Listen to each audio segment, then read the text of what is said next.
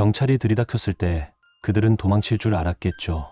하지만 그날 농장 안에서 발견된 건 단순한 불법 체류자가 아니었습니다. 남편, 시어머니, 그리고 그 여자가 같은 자리에 서 있었다는 건 그 누구도 예상하지 못한 결말이었죠. 사건을 오래 다루다 보면 진실이란 종종 사람의 상상을 비웃듯 뒤틀립니다. 이 의뢰 역시 처음에는 남편의 외도 여부라는 단순한 의심에서 시작됐습니다. 하지만 조사에 들어가자 그 의심은 곧 농장 깊숙한 곳에서 뿌리를 내린 거대한 비밀의 그림자를 드러냈습니다. 농장은 단순한 생계 수단이 아니었고 그곳의 관계는 피보다 끈끈했으며 동시에 그보다 훨씬 더 썩어 있었습니다. 그날의 마지막 장면을 나는 아직도 잊지 못합니다. 눈발이 흩날리는 가운데 누군가는 웃고 있었고 누군가는 무너져 있었습니다. 그리고 나는 알았습니다. 이 이야기는 결코 외도라는 단어로만 설명될 수 없다는 것을. 이 사건의 진실이 궁금하시다면 좋아요와 구독, 알림 설정까지 방탐정의 이중 파일에서 계속 함께 해주세요. 그날 사무실 문이 조심스럽게 열리며 차가운 겨울바람이 함께 스며들었다. 낯빛이 창백하고 눈가에 피로가 깊게 드리운 여자가 문틈 사이로 모습을 드러냈다. 나는 그 시선을 단번에 알아봤다. 밤새 뒤척이며 결정을 내린 사람, 그리고 그 결심의 무게를 온몸으로 짊어진 사람의 눈이었다. 그녀는 명암을 내밀며 떨리는 손을 애써 숨기려는 듯 미묘하게 손가락을 움츠렸다. 탐정님, 저를 좀 도와주셔야 해요.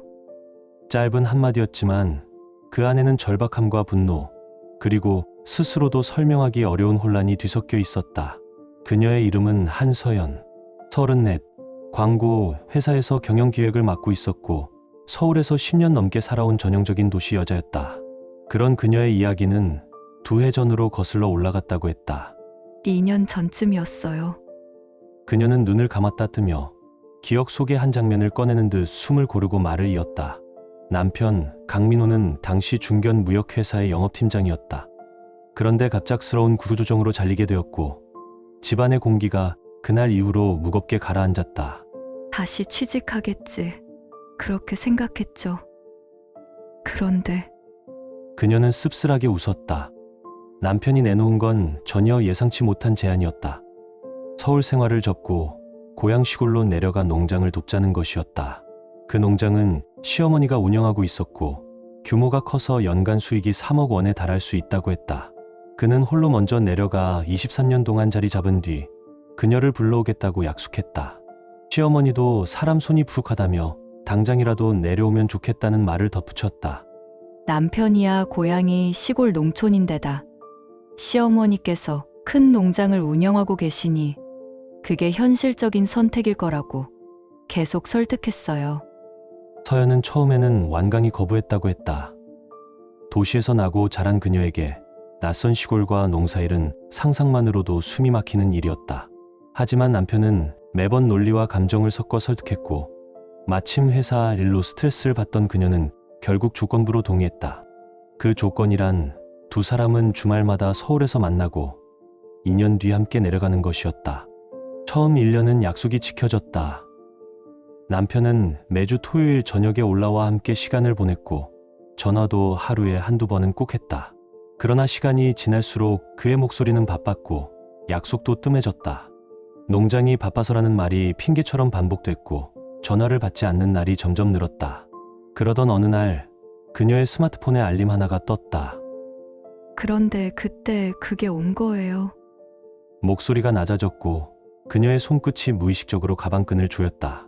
메신저에 도착한 메시지는 단 3글자, 520만 1314? 보낸 이는 프로필 사진도 없고 계정도 막 만든 듯한 낯선 아이디였다. 언뜻 보면 업무용 알림 같았지만 직감은 이상하다고 속삭였다. 그녀는 스스로를 다독였지만 며칠 밤을 뒤척였다. 숫자 520만 1314가 머릿속에서 지워지지 않았다.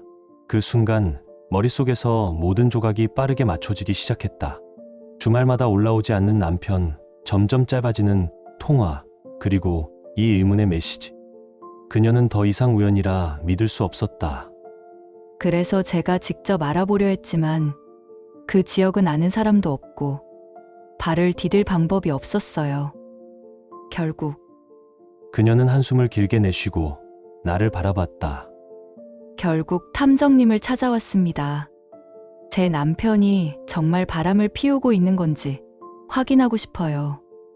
나는 그녀의 시선을 받아내며 고개를 끄덕였다. 그 눈빛은 흔들리고 있었지만 그 안엔 확실한 결심이 담겨 있었다. 그리고 나는 알고 있었다. 이런 의뢰에는 언제나 단순한 진실 확인 이상의 것이 숨어 있다는 걸. 나는 의뢰인의 말을 곱씹으며 잠시 시선을 창밖으로 돌렸다. 유리창 너머로는 겨울비가 가느다랗게 흩날리고 있었고 그 빗줄기 너머로 회색 건물들이 차갑게 서 있었다. 이 직업을 오래 하다 보면 날씨와 사건의 분위기가 이상하게도 맞아떨어지는 순간이 있다.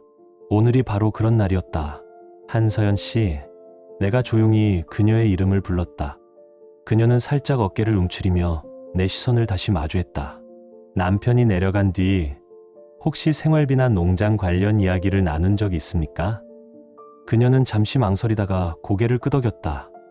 처음엔 한 달에 한 번 생활비를 넉넉히 보내줬어요.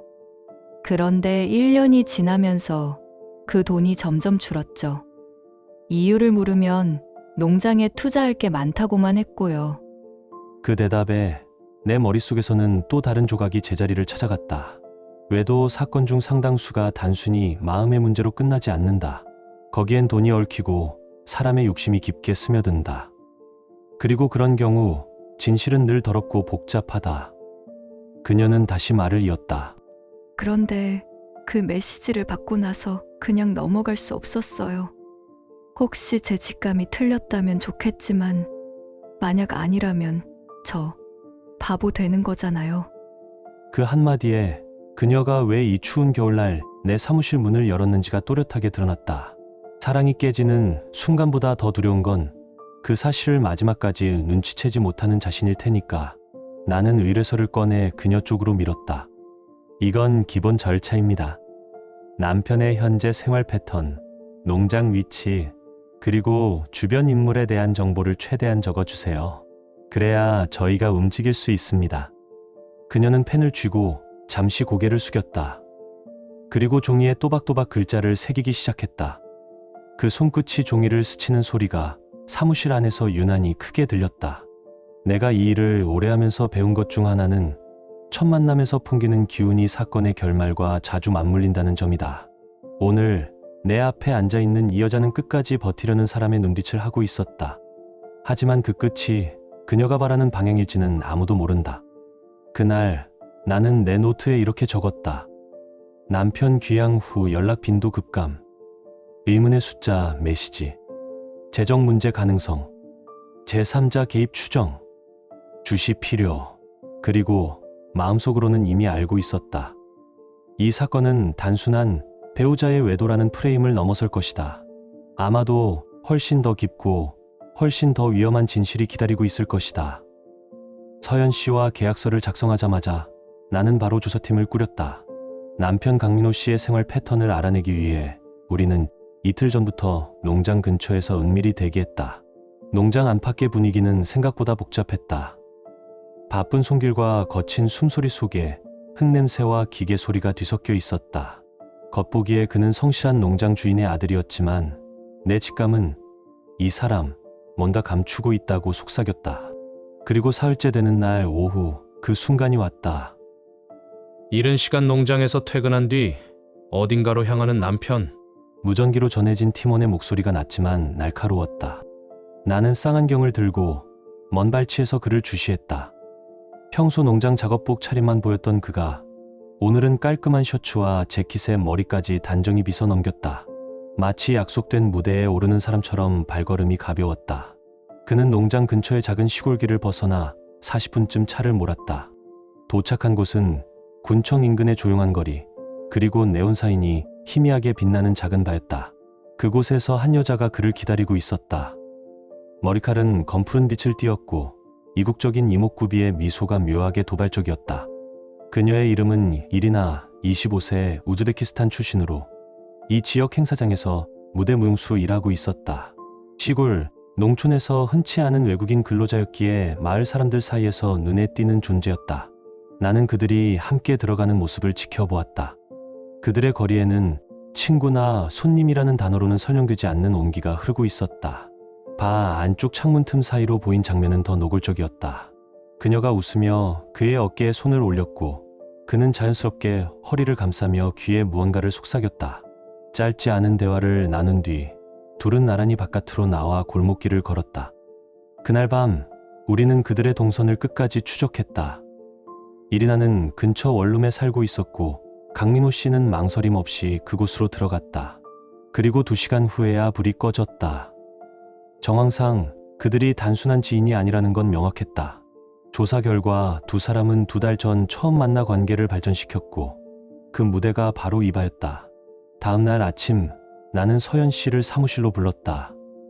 그녀는 사진과 보고서를 받아들고 한참 동안 아무 말이 없었다. 얼굴에는 분노와 허탈, 그리고 믿고 싶지 않은 현실이 한꺼번에 밀려오는 기색이 역력했다. 너무 황당해서 화도 안 나네요.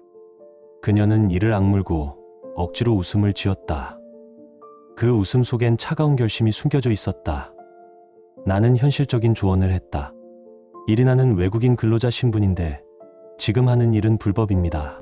신고하면 법적으로 추방될 가능성이 높아요. 그녀는 잠시 망설였지만 이내 고개를 끄덕였다. 결국 우리는 관련 기관에 불법 근로 사실을 신고했다. 며칠 후 출입국 관리소의 단속이 이루어졌고 이리나는 현장에서 체포됐다. 순간 나는 모든 것이 정리될 거라 생각했다. 하지만 사건은 그렇게 단순하지 않았다. 호송차에 오르던 이리나가 서연 씨 쪽으로 몸을 기울이며 낮게 말했다. 꼬르꼬르. 짧은 2음절, 낯선 발음. 서연 씨는 그 뜻을 몰랐지만 그녀의 눈빛이 묘하게 비웃고 있었다. 나중에 알아보니 그것은 우즈베키스탄 속어였다.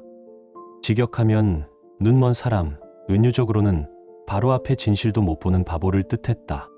마치 한국의 속담 등잔 밑이 어둡다처럼 그 순간 나는 이상한 불편함을 느꼈다. 이리나가 굳이 이런 말을 남기고 간 이유가 뭘까? 경험상 이런 수수께끼 같은 말은 그냥 흘려들을 수 없었다. 그녀가 가리킨 건 아마도 이 사건의 더 깊은 곳, 어쩌면 아직 드러나지 않은 또 다른 그림자일지도 모른다. 그게 무슨... 서연 씨가 이리나의 수수께끼 같은 말에 멈칫한 순간 나도 고개를 살짝 기울였다. 사건 경험이 많은 사람이라면 안다. 이런 말은 그냥 던져진 게 아니다. 보통은 뭔가 더 크고 더 오래된 비밀을 암시할 때 쓰인다. 사무실로 돌아와 메시지를 다시 추적했다. 팀원이 짧게 정리했다. 520은 사랑해, 1314는 평생. 합치면 평생 사랑해입니다. 발신 아이디 XSWL은 웃겨 죽겠다라는 중국어 신조어로 연인들이 장난스럽게 덧붙이곤 한다. 그제야 퍼즐 조각이 맞춰졌다. 이리나는 우리가 잡은 단순한 외도 상대일 뿐 진짜는 따로 있는 것 같았다. 그리고 그 진짜는 남편이 매일 부딪히는 생활권 안에 있었다. 나는 결론을 내렸다. 이번엔 직접 들어가야겠어요. 농장 안으로 중국어와 현장 잠입 경험이 있는 팀원 1명을 선정했고 며칠 뒤 그는 평범한 외국인 노동자로 위장해 농장에 들어갔다. 어때? 무전기에 울린 그의 목소리는 바람이 스치는 듯 낮았지만 그 속에 묘한 흥분이 섞여 있었다. 그가 전해온 첫 번째 장면은 한낮의 작업장에서 벌어진 작은 소동이었다. 중국인 여성 관리자 링링이 다른 노동자와 날선 언쟁을 벌이고 있었다. 그 이유는 사장님이 자오인즈라는 여자만 챙긴다는 불만 때문이었다. 그러나 잠입한 팀원의 눈에는 그 시기 질투의 화살이 자오인즈가 아니라 다른 쪽을 향하고 있는 듯 보였다. 밤이 되자 농장 한쪽 창고 불이 은은히 켜졌다. 그 불빛 속에서 강민호 씨와 링링이 마주 앉아 있었다. 그의 표정은 낮의 무뚝뚝함과 달리 부드럽게 풀려 있었다. 그녀는 웃으며 그의 손을 잡았고 그는 아무렇지 않게 그 손을 감싸 쥐었다. 이리나를 언급할 때와는 다른 더 오래되고 익숙한 기운이 느껴졌다. 대화를 엿들은 팀원은 무전으로 말했다. 둘이 꽤 오래된 사이 같습니다. 남편이 고향 내려온 지 반년쯤 지난 시점부터 시작된 것 같아요. 아내에게 서울 잘 못 올라간다고 했던 바로 그 시기 말입니다. 며칠간의 잠입 조사는 또 다른 사실을 드러냈다. 링링은 농장에 발을 들인 첫날부터 주도적으로 강민호 씨와 가까워졌다. 그녀는 능숙하게 농장 일을 관리했고 노동자들에게 영향력을 행사했다. 더 놀라운 건 외국인 노동자들 사이에서 그녀를 사모님이라고 부른다는 점이었다. 한국 농촌에서 사모님은 주인집 안주인을 뜻하는 말인데 여기서는 사실상 아내처럼 대우한다는 의미였다. 진짜 아내가 따로 있는데도 이 호칭은 공공연하게 쓰였다. 그 순간 나는 서연 씨의 심장을 찌르는 듯한 진실을 예상할 수 있었다. 그렇게 모든 걸 알게 된 서연 씨는 단숨에 남편이 있는 농장으로 달려갔다. 겨울 끝자락에 찬 바람이 얼굴을 스쳤지만 그보다 더 차갑게 식어 있는 건 그녀의 마음이었다. 농장 한가운데 그녀가 상상 속에서만 그리던 장면이 현실로 펼쳐져 있었다. 작업복 대신 얇은 니트를 입은 닝닝이 현관 앞에 서 있었다. 그녀의 손가락엔 서연 씨의 결혼 반지와 똑같은 디자인의 은색 반지가 빛나고 있었다. 당신이 닝닝이군요. 서연 씨의 목소리는 떨렸지만 그 속엔 분명한 분노가 깃들어 있었다. 그러나 닝닝은 미소를 잃지 않았다. 아, 직접 오셨네요? 반갑진 않지만요. 그녀는 한 발 다가서며 서연 씨의 눈을 똑바로 마주했다. 남편분, 제가 잘 돌봐드렸어요. 밥도 하고 옷도 빨고 밤도 물론. 마지막 말은 부부관계까지 자신이 차지했다는 노골적인 도발이었다. 그 순간 그녀의 미소는 서늘하게 비틀렸다. 그 순간 서연 씨의 숨이 막혔다. 모욕이었고 도발이었다. 불법 체류자 주제에 이렇게 당당할 수가 있나? 그러자 링링이 반지를 만지작거리며 대꾸했다. 그럼 신고해보세요. 내가 가만히 있을 것 같아요? 그날 저녁 서연 씨는 시어머니를 찾았다. 시어머니는 처음에는 분노를 터뜨렸다.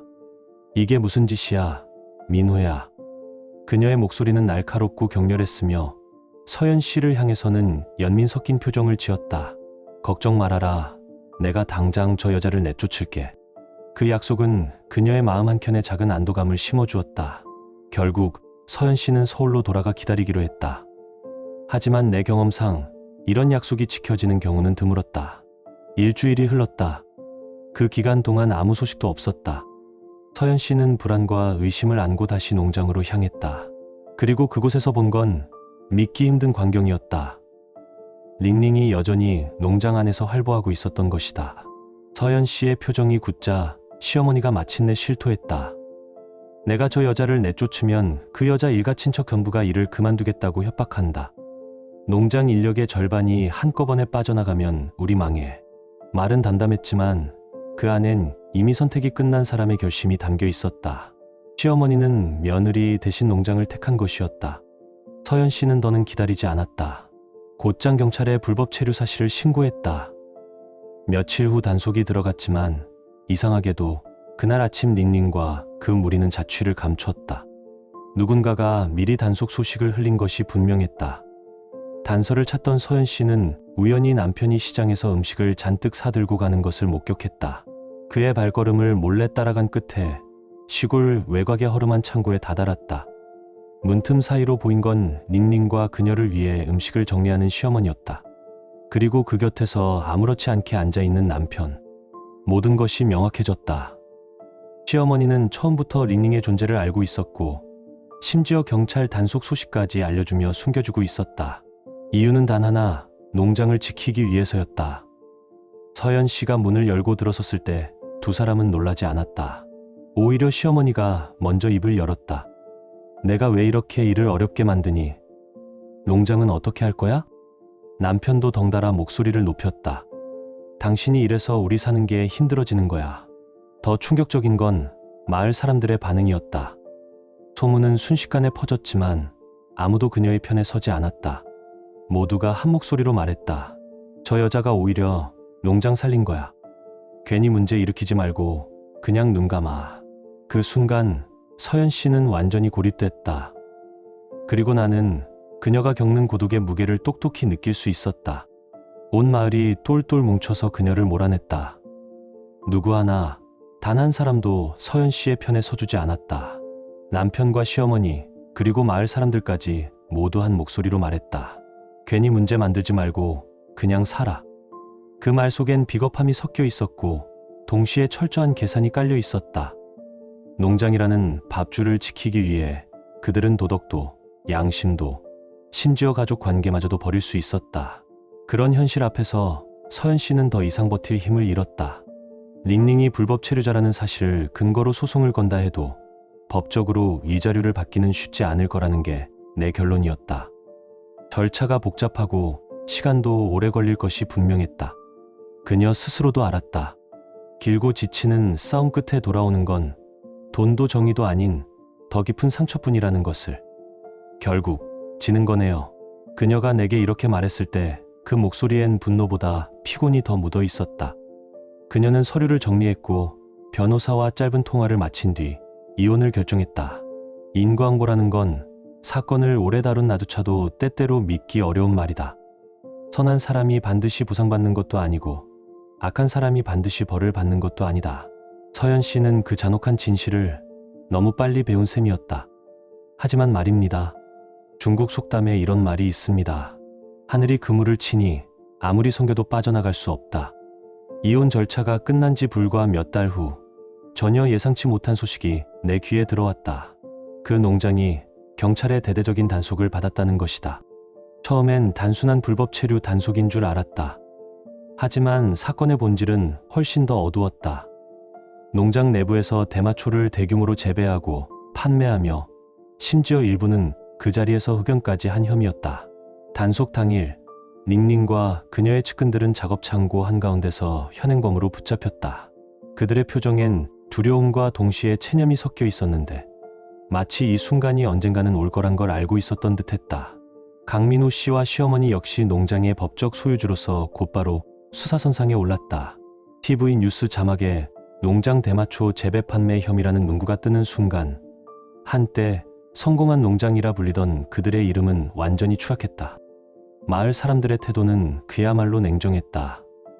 불과 몇 달 전만 해도 서연 씨를 문제 만드는 사람이라 손가락질하던 그들이 이제는 아무 일 없었다는 듯 고개를 돌렸다. 심지어 몇몇은 나를 향해 그 여자가 진작에 맞았네라며 씁쓸하게 웃었다. 정이라는 게 때로는 이렇게 뒤늦게 그러나 너무 정밀하게 찾아온다. 결국 닝닝과 그 일당은 강제 추방당했다. 남편과 시어머니는 재판을 거쳐 벌금형과 함께 지역사회에서 완전히 매장됐다. 농장은 문을 닫았고 부채만 남았다. 한때 그들의 자랑이던 하얀 비닐하우스는 잡초가 무성한 폐허로 변해갔다. 사건 기록을 덮으며 나는 오랜만에 깊은 한숨을 내쉬었다. 정이란 우리가 원할 때 오는 법이 없다. 때로는 너무 늦게 오고 때로는 너무 가혹하게 다가온다. 하지만 결국 올 것은 온다. 그리고 말입니다. 한국 속담에 이런 말이 있습니다. 고생 끝에 낙이 온다. 비바람을 겪지 않으면 무지개를 볼 수 없다. 서연 씨의 무지개는 아직 나타나지 않았다. 그러나 나는 믿습니다. 그녀가 언젠가 이 길고 거센 폭풍 뒤에 반드시 자기만의 무지개를 마주하게 될 거라고. 당신은 이 이야기를 어떻게 느끼셨나요? 댓글로 당신의 생각을 들려주세요. 이 이야기가 여러분께 작은 감동이 되었거나 잠시 멈춰 삶을 돌아보게 하는 계기가 되었다면, 혹은 바쁜 일상 속에서 따뜻한 위로가 되어주었다면 그것만으로도 저희는 더할 나위 없이 기쁩니다. 여러분의 좋아요와 댓글 그리고 구독은 이러한 이야기들이 더 많은 사람들에게 닿을 수 있도록 따뜻한 다리 역할이 됩니다. 끝까지 함께해 주셔서 진심으로 감사드립니다. 늘 평안하시고 사랑과 진심이 가득한 하루 되시길 바랍니다.